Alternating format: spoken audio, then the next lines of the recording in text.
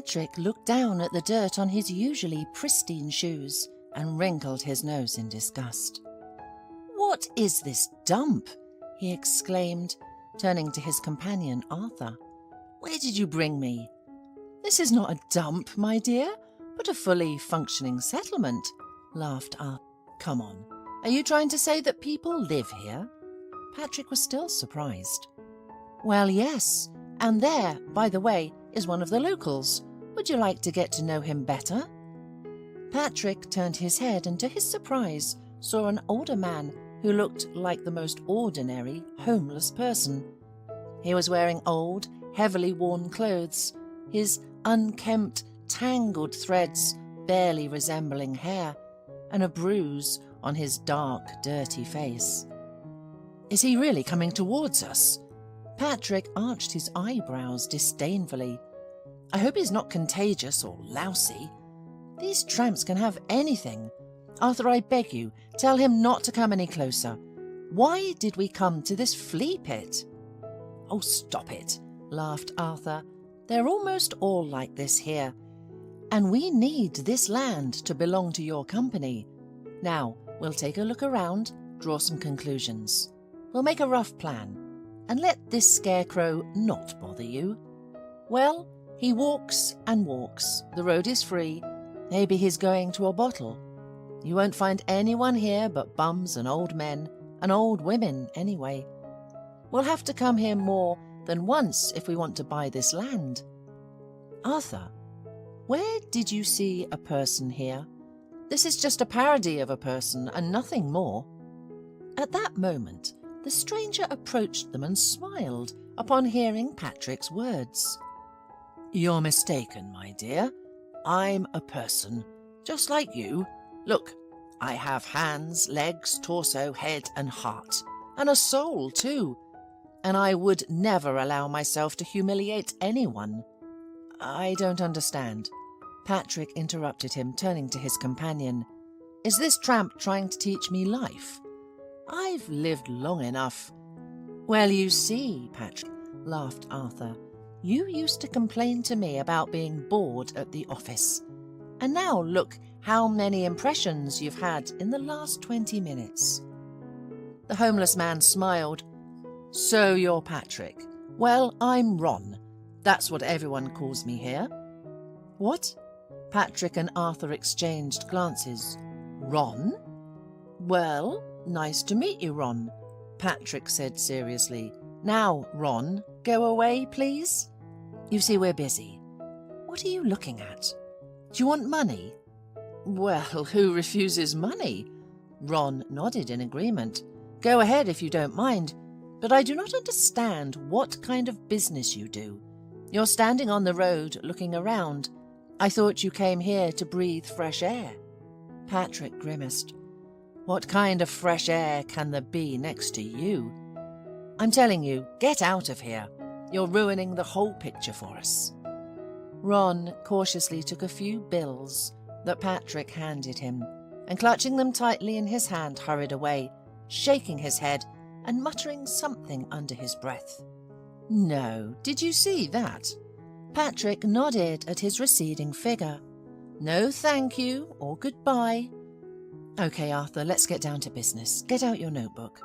They spent more than half an hour before they got in the car and left the village, talking excitedly about how much money they would have to invest in the paperwork and, in general, to tear down and rebuild everything there. Until the evening, Patrick was thinking about a new project, but when Lynette burst into his office, everything was upside down. "Thank you, darling," she shouted. "I had been waiting for you the whole evening, and you're just sitting there staring at your screen." "Lynette," Patrick smiled at his passionate fiancée, whom he had grown accustomed to in their 1.5 years of dating. "I'm sorry, I'm really busy. So many problems have piled." "What?" She slumped into the chair opposite him. "Do you have problems in your business? And how long have you had them?" "Well, there aren't any special problems," replied Patrick. "I'm just a bit busy, that's all." So you're busy enough to forget about our dinner at the restaurant, are you? I understand I was wrong, but don't be angry, and forgive me. Patrick conciliated, taking her hand. Let me call and book a table right now. Where would you like to go? Without hesitation, Lynette named the most expensive restaurant in the city. Patrick frowned. He didn't like its pomp. Why there specifically? He asked. Let's choose somewhere simpler. Oh, come on, Lynette snapped. The pizzeria around the corner? What's wrong with that? It's quite a decent place, said Patrick. We all go there for lunch. Are you serious? Lynette raised her eyebrows incredulously, and Patrick laughed. Okay, let's go to a restaurant. He gave up, finally. They had a great time, so Patrick was very surprised when Arthur approached him the next day and slapped him on the shoulder. Listen, Patrick, I've always been good to you. You know that. We were friends with your late father, and he asked me to help you with everything. Arthur, you're scaring me, said Patrick. What happened? Well, I'm uncomfortable telling you this, but Lynette called me this morning and asked about the state of your business. She seems to think you're bankrupt, and she's wondering if she should spend time on you if that's the case. You said you were getting married in the fall. I'm sorry, Patrick.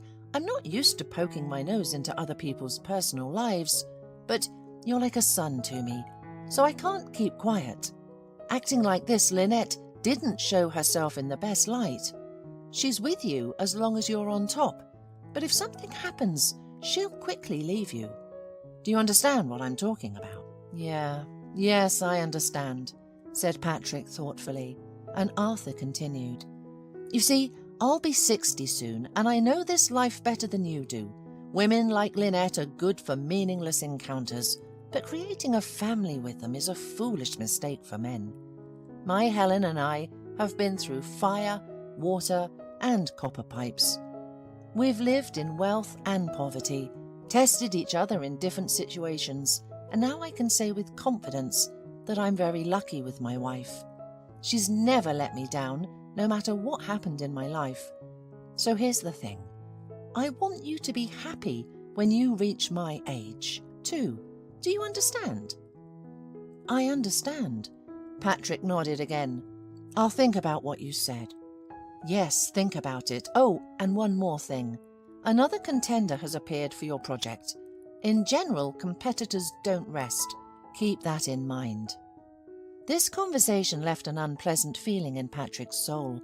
He had never been deluded about Lynette, but he was attracted to her ease, beauty, and ability to give him pleasure.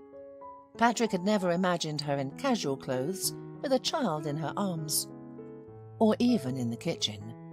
It was strange. He was going to marry this girl because it seemed like a natural result of their relationship. But what then? They had never lived together except for those periods when they went on vacation. Those situations were entirely different. These thoughts did not give Patrick peace, and he could not get them out of his head. He decided not to say anything to Lynette and just observe her.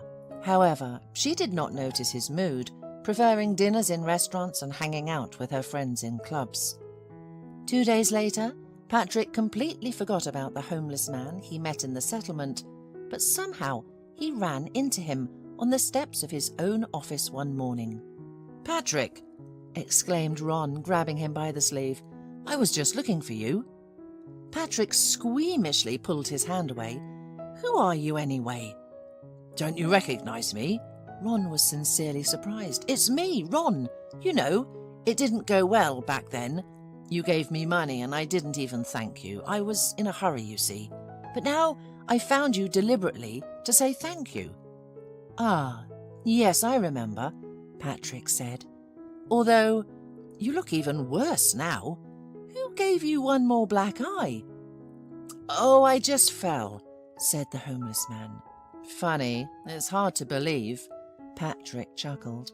"Well, Ron, you thanked me, and I'm thrilled about it. And now, get lost. God forbid anyone sees me next to you. Do you think still I'm not human?" Ron sighed. "What did you expect?" Patrick unexpectedly got angry. Look at yourself. What kind of a person are you? You're begging, you're unwashed and unkempt, in some rags, you have a black eye on half of your face, and you eat what you find in the trash. Yuck! Disgusting. Do normal people live like this? And I'll tell you, Ron, soon there won't be anything left of your cockroach-infested shack. I'll build an elite cottage settlement there, and you get ready, like cockroaches, to scatter in all directions. Human? You're just a bum. Before you judge me, Pat, Ron said quietly, walk in my shoes. Feel what it's like when your loved ones turn away from you, judge you, when the whole world crumbles under your feet, and the ones you counted on laugh at you and drive you away. You know, Patrick, when it happened to me, I saw people without masks for the first time and realized who's worth what. But why am I telling you this? I bet you wouldn't last even a couple of days in the conditions I and everyone else live in. I wish I had something to bet on. I have no money, just like you have no conscience. You'll destroy our settlement? Well, we're used to it. We're being driven out from everywhere, and you're just like everyone else, there too, judging us. And anyway, I came to you with good intentions, to say thank you. And you, Ron waved his hand and walked away. But Patrick suddenly called out to him, and then caught up with him. You said let's bet.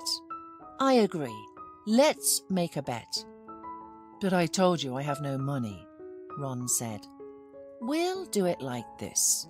If I live in your conditions for 2 days, you'll gather your brothers and take them away from the settlement so that I don't even see them.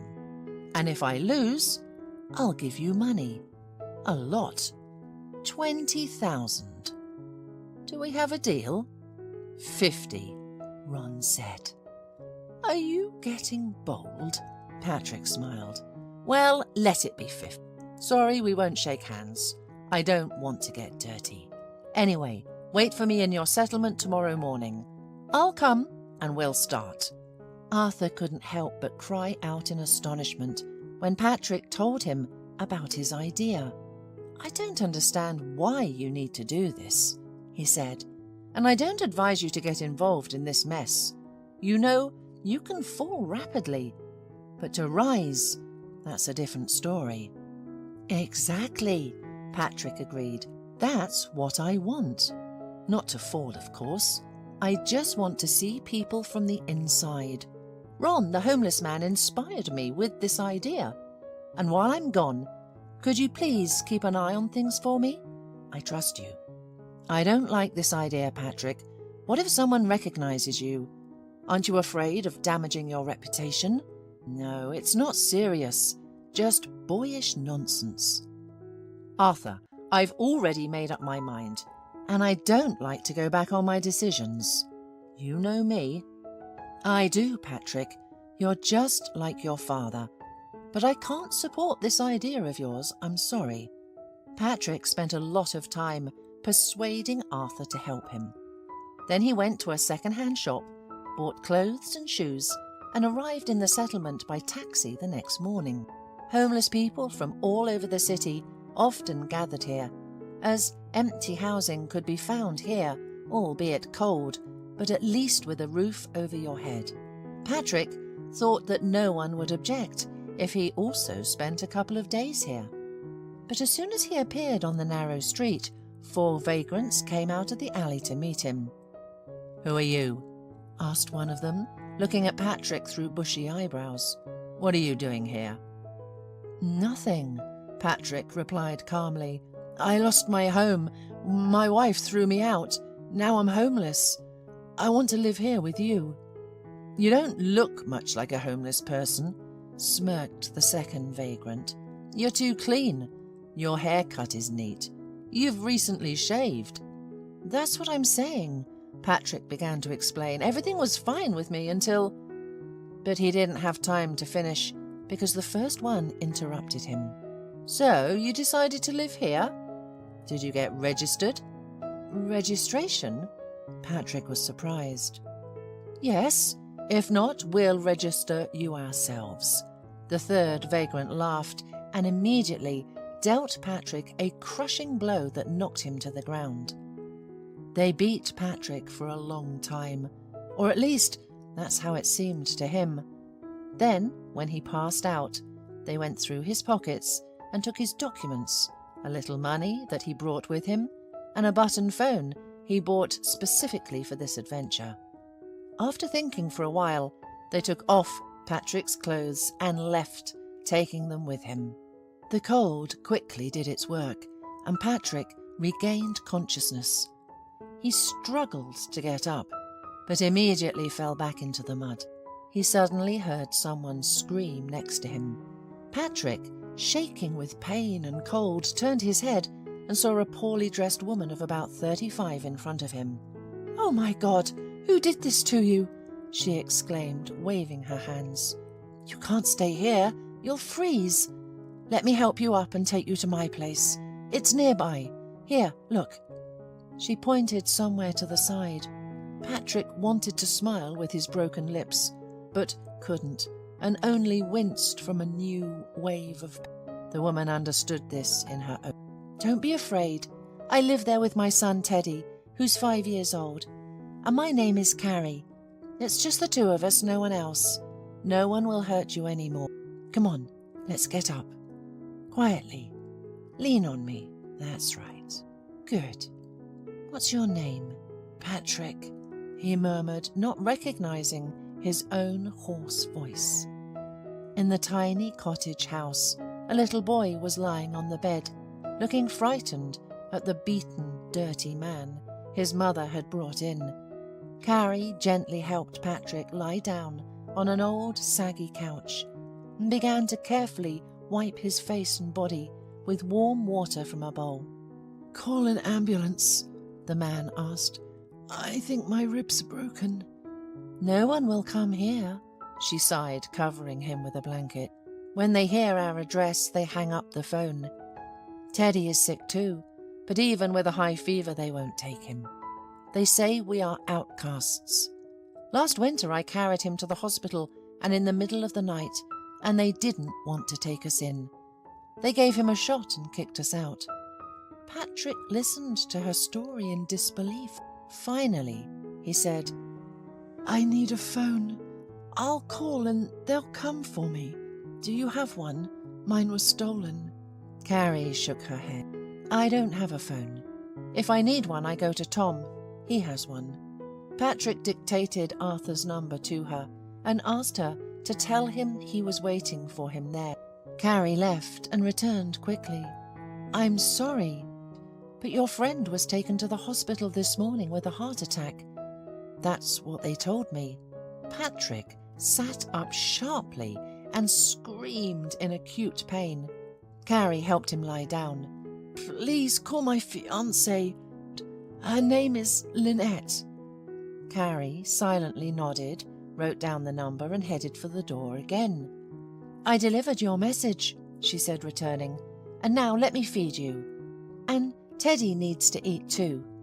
Patrick didn't feel hungry, so he declined, but he watched as the boy ate pea soup and pearl barley oatmeal from his place. "Why do you live here? And what about your son? Can't he get up?" Patrick couldn't help asking. "He can, but he's very weak. He needs a complete examination to know what's wrong with him, and that takes money. One good person promised to help me, but I don't know if it will work out. We live here because my husband's family kicked us out. I got married at 25 and he was 20. We loved each other, but his family never accepted me. Even the years we spent together didn't change their minds. And then Sergei died. He fell off the balcony. Everyone blamed me and took me to court. I was pregnant then. My husband and I wanted this child very much, but he never saw him. I gave birth to Teddy in prison. And then, suddenly, I was acquitted. New circumstances of the case were revealed. It turned out that Teddy gambled away everything we had, and the apartment too. So he found an easy way to get rid of all the problems. Carrie sighed, paused, then continued. I'm an English teacher and translator by education, but with a criminal record, no one wanted to hire me, especially with a baby in my arms. I ended up on the street. One kind person helped me and brought me here. Recently, he brought money for Teddy's medicine and food. I saw him just now, and he promised to help you too. As Carrie spoke, the front door slammed shut and a young, beautiful girl appeared in the doorway. Lynette! Patrick exclaimed happily. How good you came for me. She looked closely at his battered face and said, So, it's true. You're broke now. Patrick, how could you deceive me? I trusted you, and I wanted to be your wife. Lynette, you've got it all wrong. I'll marry you, but right now I need your help. Take me to the hospital and give me some money. I want to pay off this woman. Money? Lynette shouted. Do I owe you money? You've sunk so low in just a few days. You're nobody now, and I came here just because I wanted to see everything with eyes. Don't you dare come near me. Got it? You're nothing. Saying this, she turned to leave, but then she bumped into a homeless man. She screamed in disgust and ran away, while the man turned to Patrick and smiled.